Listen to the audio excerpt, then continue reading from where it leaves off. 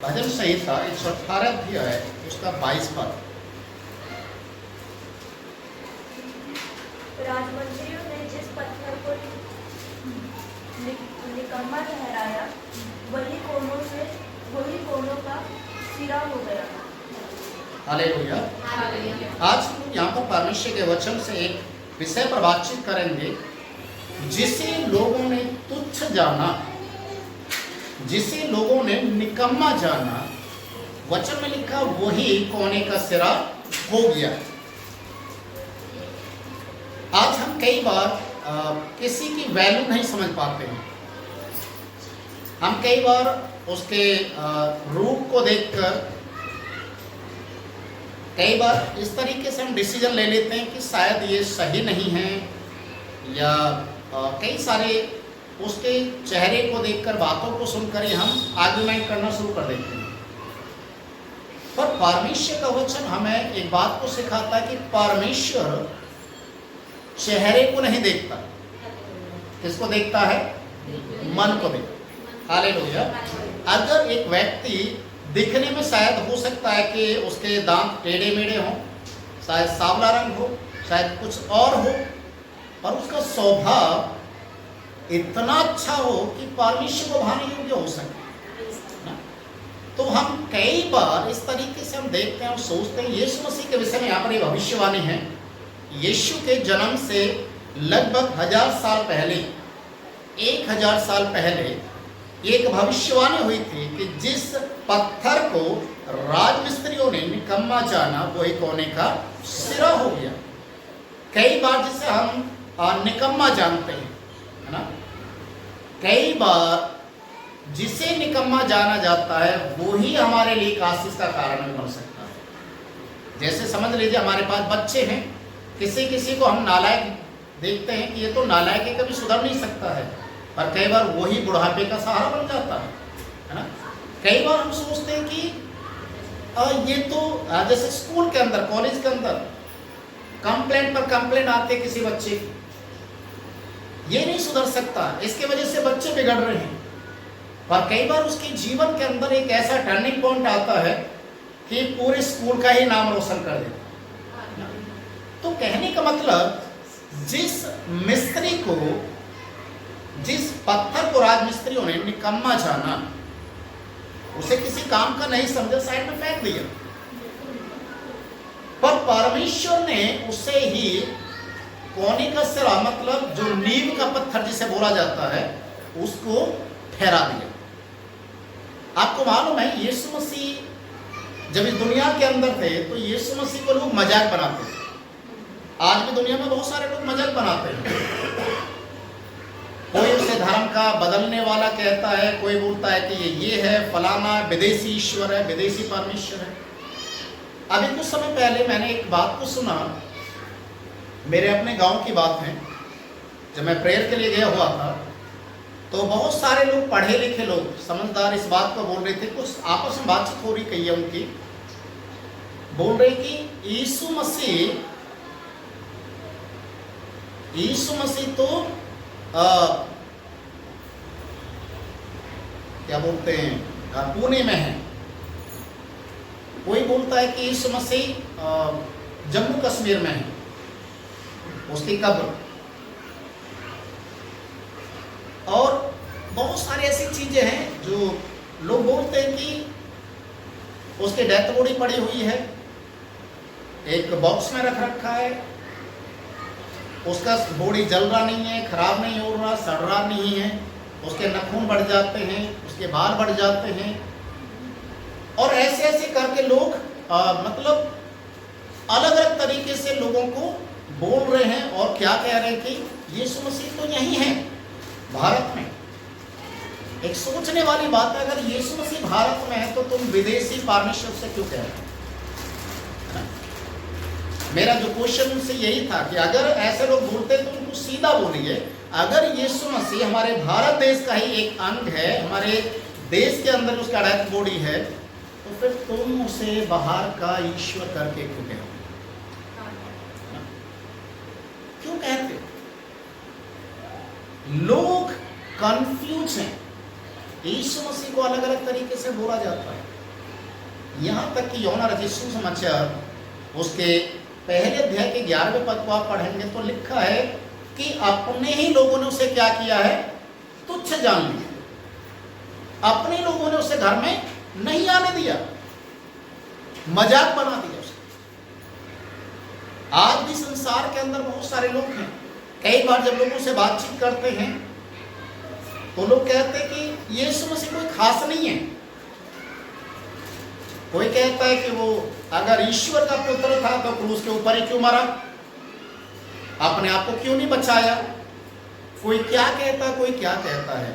अजी जो बाइबल में इसके विषय में जब तक आप बाइबल को नहीं जानेंगे तब तक आपको समझ में नहीं आएगा कि यीशु मसीह कालवरी क्रूस के ऊपर क्यों मरा, किसके लिए मरा, और मरकर जीवित हुआ। तो ये भी इस दुनिया में सबसे पहला आश्चर्य कर्म था जो यीशु मसीह ने करके दिखाया, मुर्दों में से जी उठकर। हालेलुया। आज प्रभु यीशु मसीह की कब्र यरूशलेम के अंदर आज भी खाली है। जितने भी दुनिया के देवी देवता हैं, जितने भी भगवान अवतार हैं, सब इस दुनिया में आए, मारे गए, मर गए, अपनी मृत्यु से मरे, चाहे किसी और ने मार दिया, आज भी उनका कब्र बना हुआ है, वो वहीं दफना दिए गए, खत्म। और यीशु को कोई भी दुनिया की ताकत रोक नहीं पाए जीवित होने के लिए। हालेलुया। यहाँ तक कि उस समय के धर्मगुरु लोगों के अंदर भी एक बहुत बड़ा एक कंफ्यूजन था, डर था, और वो क्या था, हमने सुना है यीशु ने कहा था मैं मर जाऊंगा और तीसरे दिन जी उठूंगा। कहीं ऐसा ना हो जाए वो हकीकत में जी उठे और हमारे सारे प्लानिंग, सारी योजनाएं, सारे षड्यंत्र फेल हो जाए। इसलिए उस समय के सारे धर्मगुरु लोगों ने, फरीसी शास्त्री लोगों ने उस समय के राजा हेरोदेस के पास जाकर अनुमति मांगा कि जिस कब्र के अंदर यीशु मसीह को रखा गया है 3 दिन के लिए हमें अनुमति दी जाए उस कब्र की देखभाल करने के लिए, उस पर रोमी साम्राज्य की सील लगा दी जाए ताकि कोई भी परिंदा वहां पर न मारे। उन्होंने किया, पहरेदारों को बैठा दिया, पर क्या हुआ, रोमी साम्राज्य की मोहरें, चैनें, बेड़ियां उस कब्र से यीशु मसीह को जीवित होते हुए रोक सकी नहीं। क्या उतना भारी पत्थर जिसे अकेला व्यक्ति उठाना सरकाने के लिए मुश्किल था, क्या यीशु मसीह को रोक सकता था? नहीं। हालेलुया। बाइबल में लिखा जिस पत्थर को राजमिस्त्रियों ने निकम्मा जाना वही कोने का सिरा हो गया। परमेश्वर के वचन में हम और इसके विषय में हम पढ़ सकते हैं लूका रचित सुसमाचार उसका 20वां अध्याय उसका 17 और 18 पद हम पढ़ेंगे। लूका रचित सुसमाचार 20 का 17 और 18। उसने उनकी ओर देखकर कहा, फिर यह क्या लिखा है, जिस पत्थर को राजमिस्त्रियों ने निकम्मा ठहराया था वही कोने का सिरा हो गया। जो कोई उस पत्थर पर गिरेगा वह चकनाचूर हो जाएगा और जिस पर वह गिरेगा उसको पीस डालेगा। हालेलुया। यहाँ पर यीशु मसीह ने कहा, यीशु का जो शब्द है, यीशु मसीह के प्रति जो शब्द है, एक ऐसा पत्थर के रूप में यीशु मसीह को दर्शाया गया है जो केवल कोने का सिरा ही नहीं है, वो कलीसिया का वो पत्थर है जिस पर कलीसिया बनाई गई है, और उस कलीसिया का मुख्य किरदार यीशु मसीह है। हालेलुया। जैसे यीशु मसीह ने कहा कि मैं कलीसिया को बनाऊंगा, और यहाँ पर सारी बात आती है कि यीशु मसीह कहते हैं कि ये लिखा हुआ है जिस पत्थर को राजमिस्त्रियों ने निकम्मा जाना वही कोने का सिरा हो गया। क्यों लिखा है? क्योंकि यीशु मसीह मरे हुओं में से जी उठने के लिए जा रहा है। जिसे लोग मजाक और ठट्ठों में बना रहे थे, यीशु मसीह वहां पर प्रचार करने के लिए जब जा रहा था, कस्बे के अंदर, नगर के अंदर, लोग वहां पर भी मजाक बना रहे थे। अपने घर के लोग, अपने नगर के लोगों ने उसको आदर नहीं दिया। और इसलिए यीशु मसीह ने कहा कि नबी अपने नगर के अंदर आदर नहीं पाता। जिस यीशु को पत्थर का दर्जा दिया गया, पत्थर ठोस होता है, याद रखिए, भारी होता है, वजनदार होता है। और कभी कभी लोग ऐसा कहते हैं कि हमें उस व्यक्ति की सुननी चाहिए क्योंकि उसकी बातों में वजन है। मतलब वो जो बोलता है वो खराई के साथ बोलता है, उसकी बातों में कोई समझौता वाली बातें नहीं होती, झूठ और फ्रेब नहीं होता। इसलिए यीशु को एक पत्थर का दर्जा दिया गया, उसके शब्दों को भी वो पत्थर का दर्जा दिया गया। हालेलुया। उसके वचनों को भी एक पत्थर का दर्जा दिया गया। इसलिए लिखा है जिस पर ये पत्थर गिरेगा, जिस पर ये पत्थर गिरेगा उसे पीस डालेगा, और जो इस पत्थर पर गिरेगा वो चकनाचूर हो जाएगा। आपको मालूम है आज इस दुनिया के अंदर जब से यीशु इस दुनिया में आए और कलीसिया का आरंभ हुआ, एक से बढ़कर एक राजा पैदा हुए, एक से एक बढ़कर यीशु मसीह के लोगों को रोकने के लिए, यीशु मसीह को रोकने के लिए, यीशु मसीह के सेवकाई को रोकने के लिए लोग पैदा हुए। पर किसी के भी हिम्मत नहीं हुई कि वो परमेश्वर की सेवा को रोक सके। Hallelujah, hallelujah. क्योंकि वचन में लिखा है कि परमेश्वर यीशु मसीह एक ऐसी चट्टान, एक ऐसा पत्थर है जिसके ऊपर वो गिरेगा वो खत्म, चाहे कोई भी क्यों ना।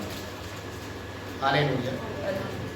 बहुत सारे लोग, बहुत सारे राजा, बहुत सारे ऐसे ऐसे लोग खड़े हुए।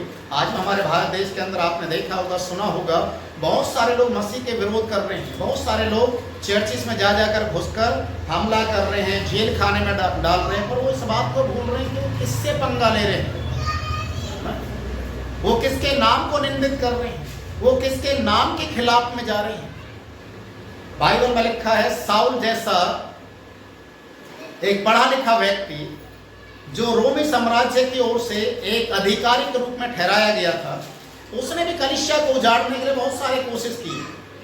बहुत सारे पत्र ले लेकर वो कलीसिया में जाता, मारता, पीटता, जेल में बंद करता और इस तरीके की हरकतें कर रहा था। और जब यीशु मसीह ने देखा कि ये बाज नहीं आएगा, एक दिन यीशु मसीह ने उसे अपना रूप दिखाया, तो घोड़े से नीचे गिर गया, अंधा हो गया और बोलने लगा कि प्रभु आप हैं।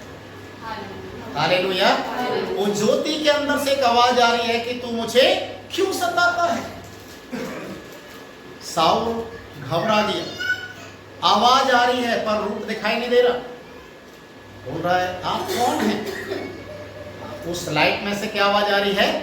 मैं यीशु मसीह हूं जिसे तू सताता है। प्रिय भाई और बहनों, हमेशा याद रखिए, यीशु के खिलाफ में बोलने वाले, यीशु के लोगों को सताने वाले लोग यीशु मसीह से पंगा लेते हैं। और यीशु मसीह वो पत्थर है जिसके ऊपर वो गिर गया, वो चूर चूर हो जाएगा, उसका पता भी नहीं चलेगा। इसीलिए परमेश्वर के हाथों में पड़ना बड़ी ही भयानक बात है। साउल को बोला तेरा जो हल्के फाल पर पैर मारना, लात मारना अच्छा नहीं है। और उसके बाद हम देखते हैं साउल का जीवन परिवर्तित हो गया। वो यीशु की सेवा करने के लिए निर्णय ले लिया। कहाँ तो यीशु मसीह के खिलाफ में बोल रहा था, यीशु मसीह के खिलाफ में जा रहा था। अभी वो यीशु की सेवा करने के लिए, दुख उठाने के लिए और सुसमाचार प्रचार करने के लिए तैयार हो।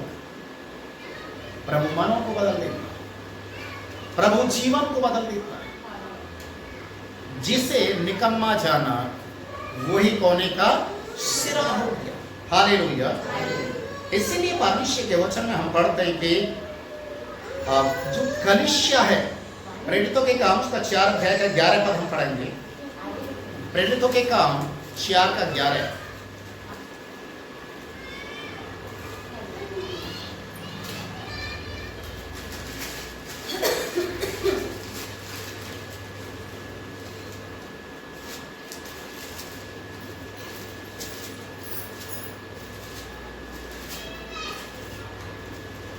यह वही पत्थर है जिसे तुम राजमिस्त्रियों ने तुच्छ जाना और वह होने के सिरे का पत्थर हो गया। हालेलुया।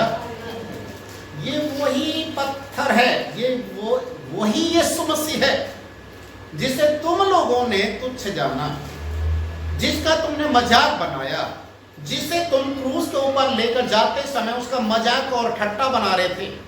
यीशु क्रूस के ऊपर भी चढ़ गया तो भी लोग सिर हिला हिलाकर यीशु मसीह को मजाकों में ले रहे थे। हालेलुया। पतरस, याद रखिए, पतरस जिस समय सुसमाचार प्रचार किया और उस जन्म से लंगड़े व्यक्ति को उठाकर खड़ा कर दिया, पूरे यरूशलेम के अंदर एक बड़ा एक गवाही बन गया। लोगों को समझ में आने लग गया कि ये लोग पतरस, यूहन्ना कोई बहुत बड़े पढ़े लिखे लोग नहीं हैं, कोई बहुत बड़े ऊंचे घराने से नहीं आते, ये तो साधारण लोग हैं, अनपढ़ लोग हैं। फिर इनके द्वारा इतना बड़ा चिन्ह कैसे हो गया? जन्म से लंगड़ा कैसे उठकर चलने लग गया? एक जन्म से लंगड़े की जो गवाही है वो एक आग की तरह वहां पर फैलना शुरू कर दी। तो पतरस और यूहन्ना इस बात के लिए कहते हैं, जिस प्रभु को हम मानते हैं, जिस यीशु को हम मानते हैं, ये चिन्ह जो हुआ है, प्रकट हुआ, वो यीशु के नाम में हुआ है। तुमने तो उसे तुच्छ जाना पर परमेश्वर उसे है कोने का सिरा बना दिया। Hallelujah, hallelujah. जिसे हम निकम्मा जानते हैं, फिर वही बात है, जिसे हम निकम्मा जानते हैं परमेश्वर उसे ही आदर के योग्य बना देता है। मैं अपनी जीवन की गवाही एक बता रहा हूं आपको। जब मैं पढ़ाई करता था तो उस समय लोग मुझे निकम्मा बोलते, कारण कि मैं पढ़ाई में कम ध्यान देता था, लड़ाई झगड़े में ज़्यादा नहीं। कोई भी हमारे खिलाफ में, यहाँ तक कि टीचर भी ज़्यादा बोलता नहीं था, क्योंकि वो टीचर जो बोलेगा, या अगर हमें कई बार कोई टीचर इतना जो नहीं जानता था वो आकर हमें पनिशमेंट देता था, क्लास के सामने मुर्गा बना देता था। जैसे ही क्लास खत्म हुआ, स्कूल बंद हुआ, उस टीचर को रास्ते में रोककर उसकी पिटाई करके उसको भी मुर्गा बनाते थे। तो इसलिए डर का माहौल था, लोग बोलते थे ये निकम्मे। मैं अकेला नहीं था, और भी थे मेरे दोस्त हैं। हम 12 लोगों का हमारा एक टीम था, अलग अलग गाँव से थे और सभी अच्छे धुरंधर थे अपने आप में।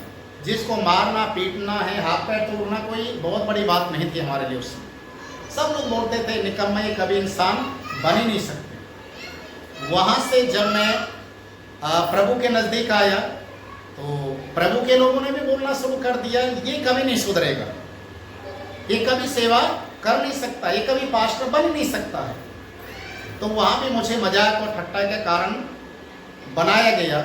जब मैं कॉलेज में गया, बाइबल कॉलेज में, वहाँ पर भी सेम यही स्थिति थी मेरे साथ। मेरे टीचर्स, प्रिंसिपल, कोऑर्डिनेटर सब बोलते थे कि सारे बच्चे सुधर जाते हैं, सब कहना मानते हैं, आपके अंदर ये अड़ियलपन क्यों है?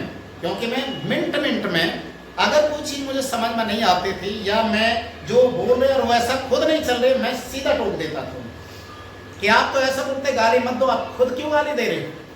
आप तो बोलते चोरी मत करो, आप क्यों झूठ बोल रहे हो? मतलब हर चीज के लिए मैं सामने वाले को अगर कुछ बोल रहा है, कुछ सिखा रहा है और खुद उसके अनुसार नहीं चल रहा तो मैं टोकता था उनको, और इसीलिए सभी लोग मेरे खिलाफ में रहते हैं। वहां पर भी मुझे यही बोला गया कि कभी सेवा नहीं कर पाए। और जो लोग बोलते थे, जो मेरे साथ में जो स्टडी करने वाले जितने कॉलेज में थे, मैं आपको बताना चाहता हूं कि उनमें से जिन के लिए हमारे जो टीचर, प्रिंसिपल, कोऑर्डिनेटर बोलते थे कि ये अच्छा एक पास्टर बनेगा, ये अच्छा एक सेवक बनेगा, जैसे ही उनका ग्रेजुएशन हुआ, कुछ साल के बाद ही हमें मालूम चला कोई दूध बेचने वाला दूधिया बन गया, कोई बैंड बाजा बजाने वाला बन गया, कोई डॉक्टर बन गया, कोई क्या बन गया, कोई खेतों में काम करने वाला बन गया। इतने सारे स्टूडेंट के अंदर में 2 या 3 लोग ही हैं जो आज सेवा कर रहे, जिसमें मैं भी। हालेलुया। जिन जहां गए सारी जगह तुच्छ है और इस तरीके से जाना गया और यहाँ तक कि जब सेवकाई में आगे सेवकाई करना शुरू कर दिया, तो सेवकाई के अंदर भी एक समय ऐसा था कि जब ये चर्च हमसे छीन लिया गया था धोखे से, तो पादरी लोगों ने एका किया और उनका मेन उद्देश्य था कि पास्टर गहलोत को दिल्ली से हम बाहर का रास्ता दिखाएं। सबने एका कर लिया, चर्च हमारा छीन गया, जिस घर में हम किराए पे थे वो घर भी हमसे जबरदस्ती खाली करवा दिया गया। हमारे पास कुछ भी नहीं था, सिर्फ आंसू और केवल प्रार्थना, यही चीज थी। पर हमने प्रार्थना करना शुरू किया, प्रार्थना करते गए। बहुत सारे जो रास्ते हमारे लिए बंद कर दिए गए जानबूझकर कि ये आगे ना बढ़ पाए, प्रभु के कार्यों में आगे ना बढ़े, सारी चीजें हमारे विपरीत में थी। पर हम एक दर्शन के साथ बढ़ते गए और आज परमेश्वर मुझे उस मुकाम पर लाकर खड़ा कर दिया कि आज सब लोग कहते हैं जिसे हमने निकम्मा जाना वो तो एक बड़ा पादरी बन गया। हालेलुया। जिस चर्च को हमसे छीन लिया गया, आज वही चर्च में हम सेवा कर रहे हैं। हालेलुया। परमेश्वर ने हर जगह हमें तैयार किया। इधर यीशु मसीह की गवाही कि जिससे निकम्मा जाना वही कोने का सिरा हो गया। और मैं अपने आप को जब कंपेयर करता हूं वचन के अनुसार, तो मुझे भी निकम्मा जाना गया हर क्षेत्र में, चाहे वो पढ़ाई का क्षेत्र हो, सेवकाई का क्षेत्र हो, कॉलेज का क्षेत्र हो, चाहे बाइबल कॉलेज का हो, हर जगह मुझे निकम्मा जाना गया, नठारा बोला गया। घर वाले तो मेरे यहाँ तक बोलते थे पता नहीं कौन क्या कभी सुधरेगा या नहीं, इसकी वजह से हम इतने मतलब हमारी बेइज्जती होती रहती है। कभी कहाँ से कोई आ रहा खबर लेकर, कभी कोई आ रहा है कि जो कंप्लेन लेकर इसने ऐसा कर दिया, फलाना कर दिया, ये कर दिया, घर वाले भी परेशान। पर मैंने कभी नहीं सोचा कि परमेश्वर मुझे कहाँ से कहाँ लेकर आए। वो एक टाइम था। एक अंतिम एक उदाहरण मैं दूंगा। आपने कभी कभी देखे होंगे कुछ पत्थर होते हैं गोल गोल, है ना, जिनको लोग सजाने के लिए गमले में रखते हैं, है ना। कभी कभी आपने देखा होगा मंदिरों के अंदर भी उनको भगवान बनाकर उनको रख देते हैं। ये पत्थर जो गोल गोल होते हैं, टेढ़े मेढ़े होते हैं, अंडे के आकार में होते हैं, कंचे के आकार में होते हैं, कैसे बनते हैं? ये एक दिन में नहीं होता है। हाँ, जब बारिश का समय आता है और पहाड़ों से पत्थर टूट टूट कर नीचे गिरते हैं और ये पानी के साथ में जब पत्थरों से, जमीन से, बालू से लग कर जब ये चलते हैं, बढ़ते जाते हैं पानी के साथ साथ में, और एक समय ऐसा आता है सालों इनको लग जाते हैं, एक समय ये रूप इनका बन कर गया। हालेलुया। अगर ये पत्थर कहे कि मैं इतने ऊपर से क्यों गिर रहा हूँ, क्यों मुझे थपेड़े लग रहे हैं पानी के, क्यों मुझे बालू के साथ घिसना पड़ रहा है, पत्थर के साथ लोग निकल रहे, उनके हाथ पैर भी उनमें लगते हैं। अगर वो बोले कि हमें तो तकलीफ हो रही है, हमें तो दुख हो रहा है, हम यहाँ पर इस तरीके से थपेड़े नहीं खा सकते, तो कभी भी उस आकार में नहीं आए। और एक समय ऐसा आता उन्हीं पत्थरों को लोग सजाने के लिए घर में इस्तेमाल करते हैं और उन्हें अपने भगवान मंदिरों के अंदर भगवान का दर्जा भी दे देते हैं। हमेशा याद रखें इस चीज को कि जो पत्थर पहाड़ों से गिरकर सालों साल पानी के साथ बहते हुए थपेड़े खाते खाते एक समय एक आकार ले लेता है। असली सेवकाई वही है जो जोखिमों में, समस्याओं में, परीक्षाओं में निकल कर प्रभु के लिए खड़ा हो जाता है, प्रभु से आदर के लिए। हालेलुया। जो यीशु के साथ हुआ, आज यीशु मसीह को सारे नामों में सबसे ऊंचा नाम क्यों दिया गया है? क्योंकि उसने उस जीवन को जी कर देखा, दुख उठाकर देखा, मृत्यु तक सहन कर ली, इसलिए आज उसे सारे नामों में सबसे बड़ा नाम मिला है। हालेलुया। जिस नाम के सामने हर एक घुटना झुकेगा और हर एक जुबान अंगीकार करेगी और मानेगी कि यीशु ही। हालेलुया। इसलिए आप, अगर लोग आपको निकम्मा इसलिए जान रहे हैं कि आप यीशु मसीह को जानते हैं, अगर आपको लोग तुच्छ जान रहे हैं, आपका मजाक बना रहे हैं, करने दीजिए। जब लोग आपको अपमानित करें, आपका मजाक बनाएं, तो इससे दुखी नहीं होना, आनंदित होना, क्योंकि तुम्हारे लिए बड़ा प्रतिफल परमेश्वर ने रख दिया। हालेलुया। और वो प्रतिफल शायद आज नजर नहीं आएगा, आने वाले समय में आएगा। जो हमारे साथ दुख था, समस्याएं थी, एक एक रोटी के लिए, एक एक कप दूध के लिए बच्चों के लिए हम मोहताज थे, एक वो भी समय था। और उस समय अगर हम पीछे हट जाते प्रभु की सेवकाई से, तो आज यहाँ तक हम नहीं पहुंचते, और जो आशीष आज परमेश्वर हमें दी है उनको हम कभी भी नहीं दे पाएंगे। वो दुख उठाया, इसलिए आज सुख प्रभु ने दिखाया। हालेलुया। इसीलिए आपका कोई मजाक बना रहा, ठट्टा बना रहा, कुछ भी कर रहा, करने दीजिए, आप उसको आशीर्वाद दीजिए, आप उसके लिए आशीष के लिए प्रार्थना कीजिए। कोई नहीं, प्रभु तुझे आशीष दे, ऐसे ही बोलते रहो मेरे बारे में, ताकि मैं जल्दी से जल्दी ऊंचा एक व्यक्ति बन जाऊं। और जब ऊंचा बनूंगा तो जैसे यूसुफ के भाई यूसुफ को मजाक ले रहे थे, मजाकों में ले रहे थे, ठट्टों में ले रहे थे कि ये कहता है इसके सामने हम झुकेंगे, ये कहता है कि हम इसके सामने दंडवत करेंगे, ऐसा हो ही नहीं सकता। उसे रास्ते से हटाने के लिए उन्होंने कुएं तक में गिरा दिया। देखिए उसे, ये कहता है इसके सामने झुकेंगे, और परमेश्वर ने क्या कर दिया, उनको झुका दिया। हालेलुया। यूसुफ के भाई यूसुफ के सामने घुटने के बल आकर हाथ जोड़कर वो पड़े हुए और बोल रहे हैं कि हमें बचा लीजिए। हालेलुया। परमेश्वर कुछ भी कर सकता है, जिसे लोग तुच्छ जानते हैं वही कोने का सिरा हो जाता है। मूसा को भी एक समय तुच्छ जाना गया मिस्र देश के अंदर, मालूम है, वो खूनी बन गया था, अपनी जान बचाकर मिस्र देश से भागा। पर एक समय ऐसा आया कि परमेश्वर फिर से उसे मिस्र देश में भेजा और बोला कि अब मैं तुझे फिरौन के सामने परमेश्वर बनाकर भेजता हूं।